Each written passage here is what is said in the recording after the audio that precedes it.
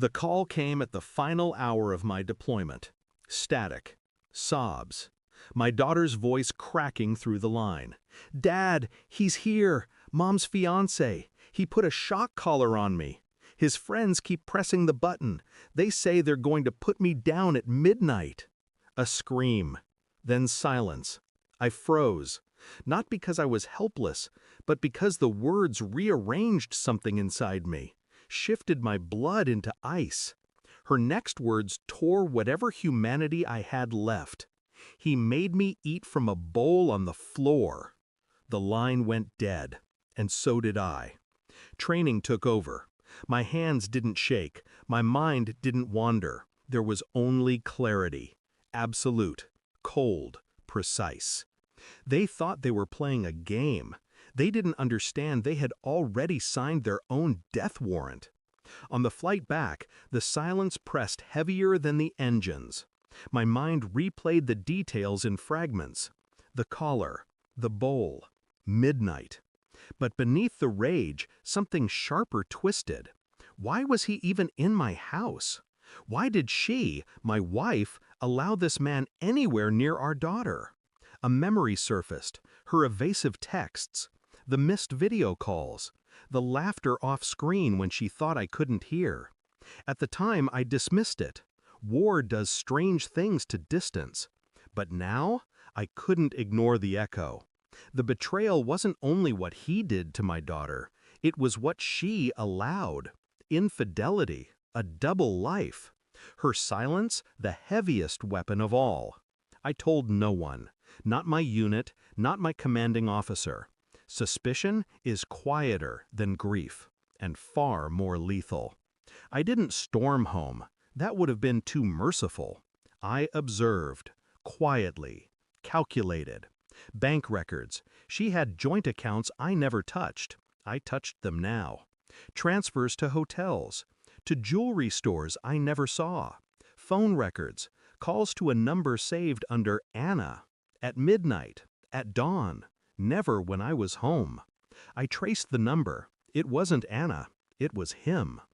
Every breadcrumb fit too neatly. Her fiancé wasn't new.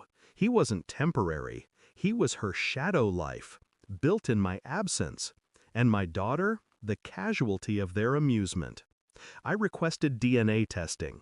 Not for paternity. I already knew my child was mine. I wanted proof of who had been in my house. Fibers, prints. The science doesn't lie. When the results came back, they confirmed what my gut already whispered. His presence wasn't occasional. It was permanent. She gave him my place at the table. My daughter paid the price. I returned home. No announcement, no reunion. She greeted me with rehearsed warmth. Her eyes didn't match her smile. I handed her the folder. Bank records, call logs, test results. I said nothing. Her hands trembled as she flipped the pages. Color drained from her face. Finally, she broke. "I can explain." I raised one hand.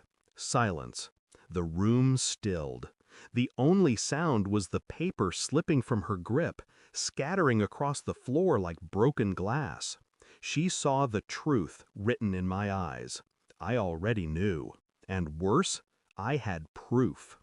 She collapsed into a chair, weeping into her palms. I remained standing, cold, detached. Her world crumbled. Mine crystallized. I didn't scream. I didn't strike her. Violence is clumsy. I walked to the drawer where I kept the marriage certificate, placed it in front of her. Next to it, the divorce papers I'd already drawn up on the flight back. Signed, dated, final. Her head shot up, desperate. "Wait, please, I made a mistake." I slid one last item across the table, a photo of our daughter. The faint marks of the collar still visible around her neck. Her tears stopped instantly. Shame replaced panic. I leaned forward, voice low, steady. "You let him put a collar on my daughter. You let him treat her like an animal. That is who you are." Her mouth opened, but no words came. only silence. That silence was my victory, and her life sentence. I didn't pack much, just my daughter's things. Her laughter filled the car as I drove away. It was weak, cautious, but it was real. I left the house and her behind. No backward glance, no regret. The war I fought overseas was brutal, but the war inside my own home was colder. Infidelity doesn't just take love, it steals trust, dignity, family. I buried my wife that night, not in earth, in truth. The kind of truth that rots quietly, with no escape. And as I closed the door on her world forever, a final thought cut clean through me. She betrayed me. But worse, she betrayed my daughter. For that, I will never forgive, and I never will return. I didn't lose a wife. I buried a stranger who wore her face. Thanks for watching. Don't forget to like, share, and comment. Subscribe now to Cheating Stories Insight World for more amazing stories.